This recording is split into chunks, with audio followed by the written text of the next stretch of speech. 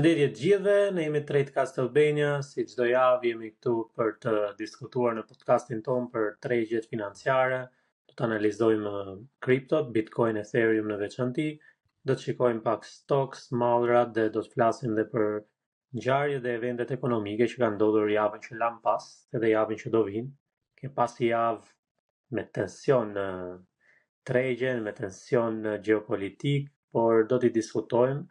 Nuk është me ne sot Irdi për shkak të disa problemeve që ka patur, edhe do ta incizojmë vetëm unë me Henry. Përshëndetje Henry. Përshëndetje Kleo. Po, ka qenë një javë shumë temi interesante nga ana gjeopolitike. Vazhdon volatiliteti.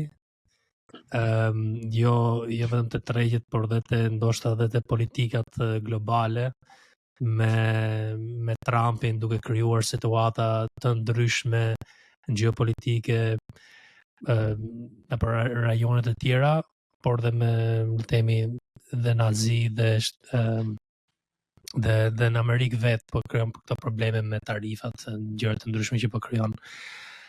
Kështu që është një treg që pak a shumë bazohet te politikat e Trumpit, politikat gjeopolitike, të ngjarjet të ndryshme që po ndodhin çdo ditë. Duket se u themi çdo javë që është një javë shumë e rëndësishme. Edhe kjo javë dhe një javë që do kemi normat e interesit të Bankës Qendrore Amerikane, dhe pa të duhet flasim pak, por po shikojmë shenjë që ndoshta nuk kemi ndonjë shpresë për ndonjë lirim ose çlim kapitali. Në treg çdo ditë është e rëndësishme, kështu që nuk ka shumë lidhje. Po formimi i çmimit tregon edhe paraprin atë informacioni që do dalin nga ato që ne presim, për shembull nga lajmet kryesore. Unë shikoja atë ditë që ndodhi ngjarja me luftën midis Izraelit dhe Iranit. Isha ulur në kompjuter, po ishte vonë, faktikisht. Përpara se dilnin lajmet që, sepse në fillim doli një lajm që 2 zyrtar amerikan kanë thënë që Izraeli do ta sulmojë Iranin dhe ne kemi diskutuar bashkë para një jave që kanë thënë që nëse zyrtarët amerikan dalin dhe thonë që Izraeli po përgatitet për të sulmuar Iranin, atëherë ne duhet lozim goldin long edhe naftën. Kemi diskutuar, kemi ndarë edhe grupin Telegram, ka qenë një bisede jone. Edhe a ditë isha ulur për shikoja pak formimin e çmimit e goldi, ishte perfekt për long. Më thënë dhe kontrollova mos del një lajm në një gjë, nuk ishte asnjë gjë. Edhe në një moment vura i porosi për long dhe unë e kapa atë momentin e luajta goldin. Dhe doli ky lajmi që 2 zyrtarë amerikanë japin lajmin që Izraeli do sulmojë dhe pastaj ndodhi dhe sulmi direkt pas 10 minutash. Dhe pati edhe shpërthime. Ne do të them që grafiket na tregojnë çdo gjë, nëse ne dim të shikojmë, të lexojmë në mënyrën e duhur, do të japin ose do të paraprin ty edhe gjërat që ndodhin. Prandaj edhe ne parashikimet i bëjmë pak, domethënë kemi probabilitet më të lartë për të gjetur të sakta parashikimet se sa. Po normalisht janë dhe këto rastet shumë të pa parashikueshme kur del Trumpi dhe flet edhe kemi këto lëvazje të drejtë. Po.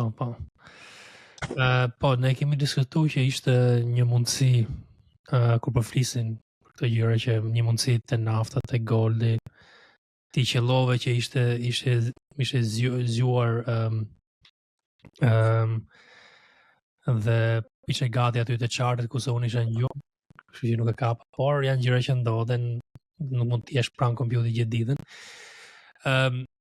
Gjë që do thoya është që kjo lufta ose konflikti është një konflikt që edhe mund ta parashikoje me diskutimin që u bënte Trumpi me Iranin, edhe me kërcënimet. Prandaj që po ishte pak i kujdesshëm edhe ishte në pritje. Jo vetëm të chartet e Bitcoin, jo vetëm të chartet e goldit dhe naftës kemi parë këto shenja, po kemi parë edhe chartet e Bitcoinit, Ethereum që patën këtë rritje momentale nga 100.000 Bitcoini dhe më sipër dhe pastaj dukesh sigurisht edhe thjesht një blerje falso. Edhe tregu sigurisht kishte më siguri për të vazhduar më lart. Kjo ka qenë që kemi parë aty, kemi parë edhe të tregjet e aksioneve një gjëra. Një gjë që do e shtoja unë dhe kam shtu dhe te Telegrami është që edhe mos të ndodhe ky si event, tregu do kishte rëm pak, do kishte ulur pak sepse volatiliteti i VIX-i ishte aq i ulët që çfarë do lloj ngjarje që do vinte këto javë do shkaktonte një shitje. Edhe s'du ta shikojmë si një crash, mund ta shikojmë ndoshta si një dip që duhet kishte ardhur tregu gjithsesi. Edhe ndodhi ajo situata e sulmit në Iran dhe u përdor le të themi si një moment pa sigurie nga tregtarët që të shesin. Unë prisja këtë javë që ndodhte kjo shitje me normat e interesit, dhe ndoshta ndodhet edhe një shitje më e thellë, që ne po shikojmë tani që sot pak më shumë le të themi anim te shorti ose për poshtë te Bitcoini, te Ethereum, te S&P 500, se sa për anën për lart. Nuk shikojmë le të themi një eufori blerje. Edhe logjika është që kur kemi pasur një rritje nga fillimi i prillit deri në fund të majit 25% të aksionet për një muaj e ca, ose le të themi 2 muaj.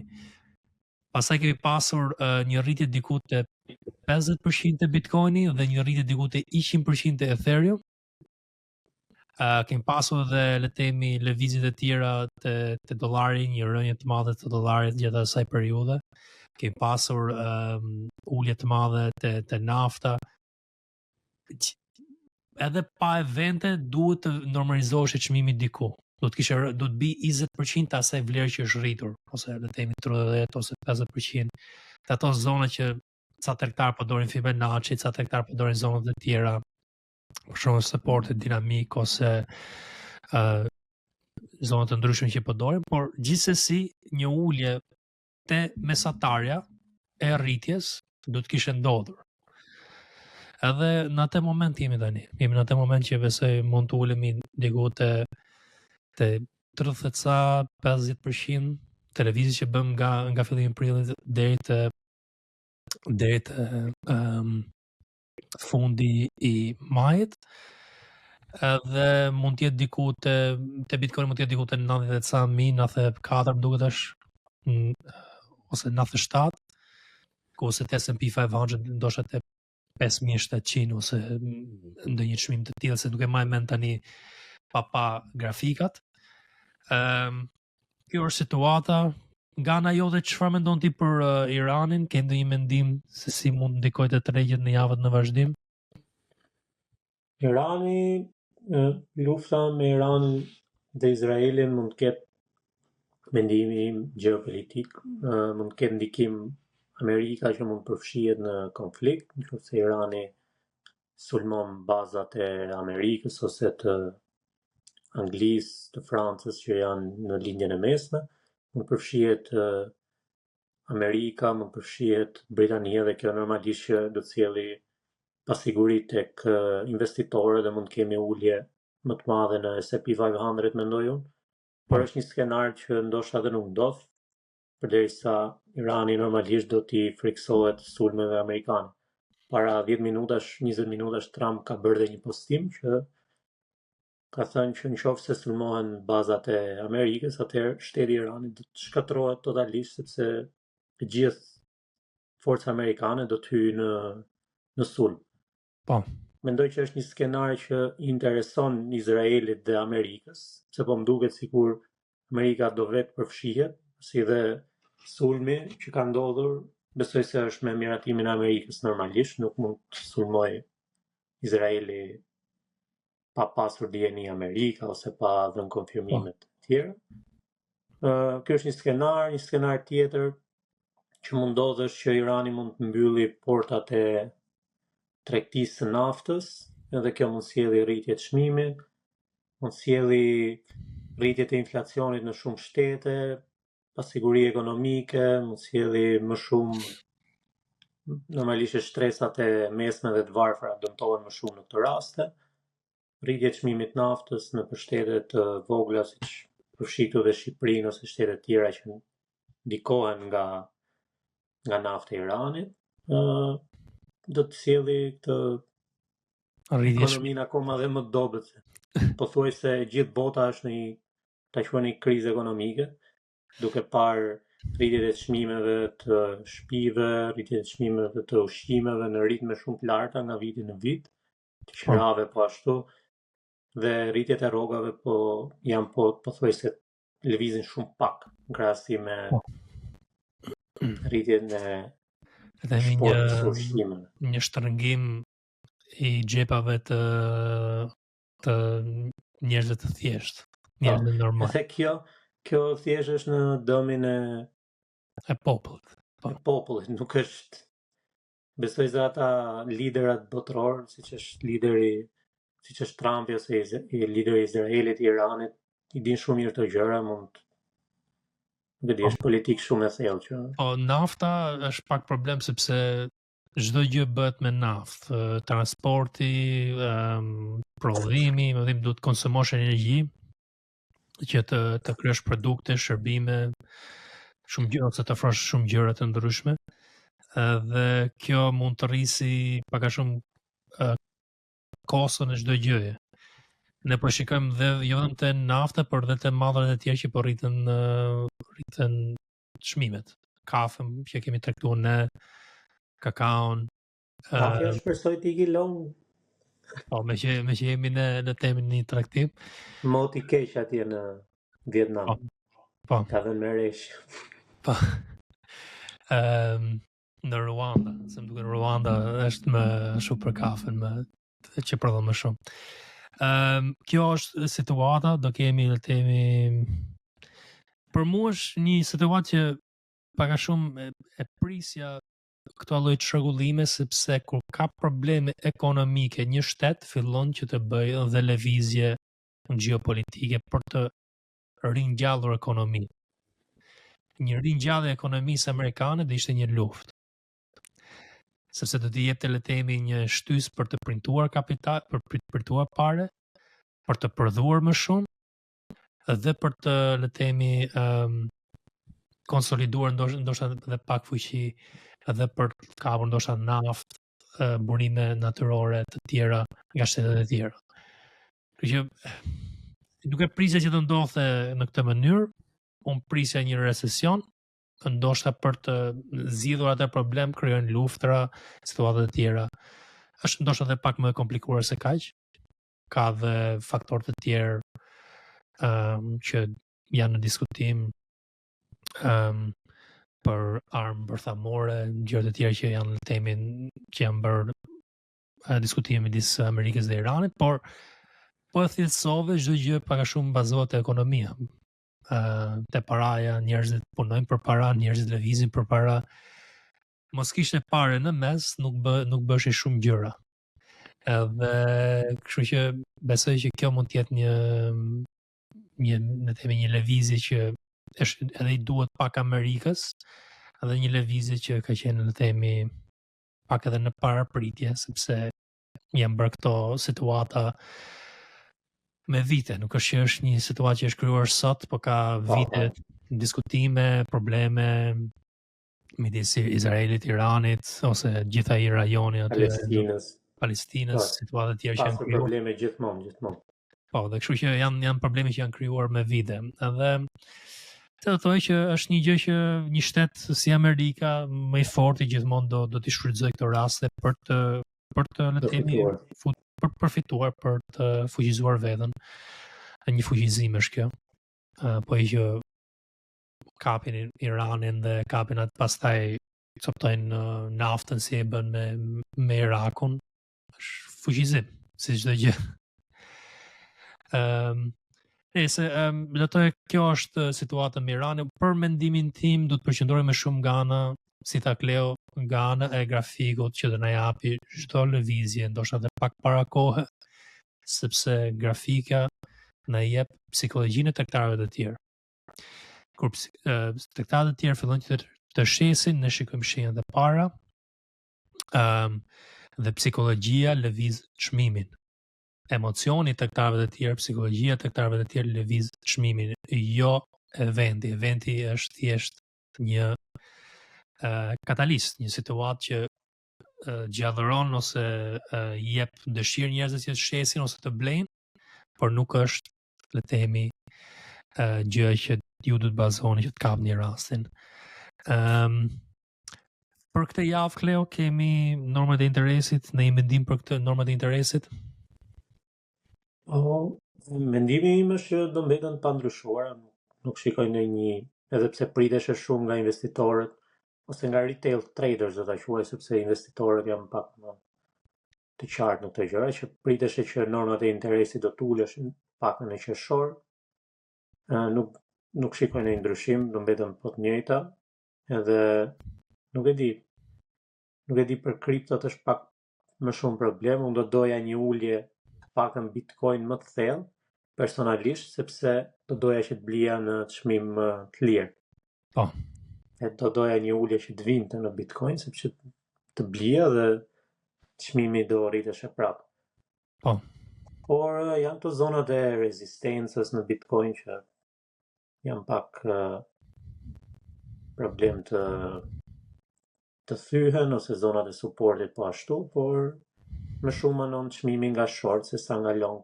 Këtë javë ndoshta normat e interesit, siç e thash, do mbetet pa ndryshuar, S&P 500 mund të bie edhe pak më shumë, kjo mund të sjellë edhe pak uljen e kriptove, por edhe në S&P 500 shikoj një support shumë të fortë, paktën tek 20 EMA, që mund të jetë një çmim që njerëzit mund të akumulojnë, dhe mund të fillojnë blej. Por do ta shikojmë duke u bazuar tek ngjarja e luftës. Edhe ngjarja e luftës, po. Për mu, unë në momentin që dolën shifrat e papunësisë dhe punësimit të mira, unë dola dhe thash të Telegrami që nuk do ulen normat e interesit. Kishe gati këtë 2 javë tani që kanë kaluar. Nuk do ulen normat e interesit për atë arsye, sepse do thotë Jerome Powell që vazhdon ekonomia të jetë e fortë. U shikojmë probleme me punësimin, atëherë do marrin atë vendimin. Një arsye tjetër për të ulur normat e interesit dhe ishte inflacioni, që të dilte, le të themi, te 2%, vazhdon të jetë 2.4%. Edhe kemi disa javë që themi këtu që jemi në situatë që nuk është bull market as bear market, është një dull market, një market që është në rritje, por një rritje graduale, shumë të ulët ose shumë të pakët çdo ditë. Dhe kjo është situata derisa të krijohet një situatë a më keq ose më mirë. Ndonjëherë do të ndodhi diçka e keqe që të ringjallet. Është si një person që kur i ndodhe keq, atëherë hyn në aksion. Gjatë gjithë periudhës mund të rritë temi të flej gjumë, të jetë më i qetë, në situatën që i ndodh diçka e keqe, atëherë gjallërohet që të zgjidhë problemin. Dhe Amerika ndoshta i duhet, ose dhe ekonomisë globale, një recesion i thellë që të gjallërohet dhe të marrë vendimet e duhura për të përmirësuar situatën ekonomike globale. Dhe po flasim më shumë për Amerikën këtu, po Amerika ndoshta i duhet ai recesioni me patjetër. Edhe është një cikël natyror. Kjo është mendimi im. Tani për normat e interesit, shtatori më duket më pozitiv, që mund të ulen normat e interesit, e vjen që unë mund të ikim me pushime i qetë, edhe të vinë në shtator, dhe atëherë mund të kemi ndonjë valë pozitive në treg. Është gjithmonë kjo periudha e verës, po thoj se gjithë investitorët janë me pushime dhe ndikon edhe pak kjo në treg. Po, edhe po e vure re në fund të majit, u shitën aksionet, u shitën çdo gjë, aty ishte edhe themi ajo momenti që të shisje, unë shita në 100% cash, pastaj riinvestova, ndoshta riinvestimi ka qenë pak i tepërt, mund të isha tregu pak më i kujdesshëm, por me idenë që të kapin ndonjë valë për lart finale përpara verës. Nuk e di si ekziston kjo, si funksionon kjo puna e pushimeve verës në fondet e investimeve. Ti ke punuar për një fond investimesh që ka menaxhuar biliona dollar. Si e keni pasur edhe kur vinte vera? Se mund të nisesh edhe nga ky fakt, e kupton që shumica janë në pushime. Unë kam punuar për një vend që bënte value investing, që është investime fatgjase i Warren Buffett.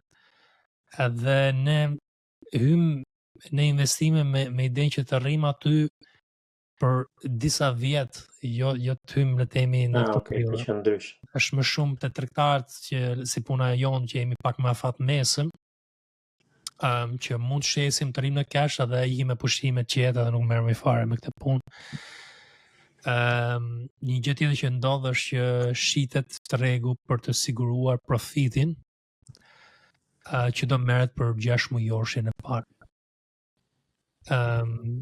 Me idenë që s'do kenë mundësi që t'i menaxhojnë ku jam me pushime dhe shesin një pjesë për të siguruar dhe pastaj vinë edhe riblejnë më vonë. Edhe kjo ndodh. Por me investitor afat gjatë nuk është shumë problem, nuk e vrasin shumë mejen për një periudhë 1 muaj, 2 muaj, po qëndrohen më shumë te periudhat disa vjeçare. Edhe kur ne blejmë diçka ne blishim që ta mashim disa vite. Po. Se ishte nënvlerësuar për shkak se gjëra të tjera.